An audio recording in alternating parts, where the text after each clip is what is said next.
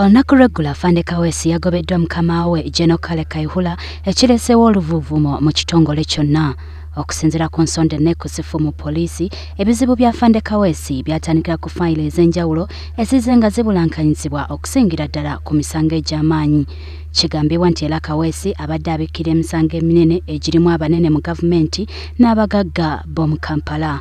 Era kigambibwa nti akatyabaga kamusanga oluvannyuma lwa Pulezidenti Yoweri Museveni okukalambira n'alagira musajja we ono anoonyerezebweko ku musango gw'okutta omuntu omu mu bitundu by'e Makerere emyaka ng'ebiri egiyise. Oluvannyuma ab'enganda z'omuntu ono bawandiikira Pulezidenti Museveni nga balaga ng'omuntu waabwe Noah Wamala bwe yafiira mu kavuyo. Ye omwogezi wa poliisi Fred Enanga ayogedde ku nsonga eno bw'ati. So omulimu gwo gwamuweereddwa kwe kulaba nti atondawo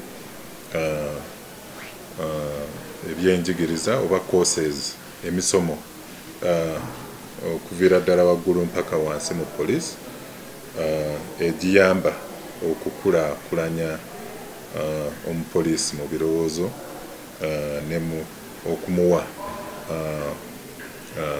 obukodyo obw'okuweereza. Enanga era agamba nti abantu abawerako babadde nga beemulugunya ku nkola za Afande Kaweesi ekyaleetera mukama we General Kayihura okuteekawo okunoonyereza ku musajja we.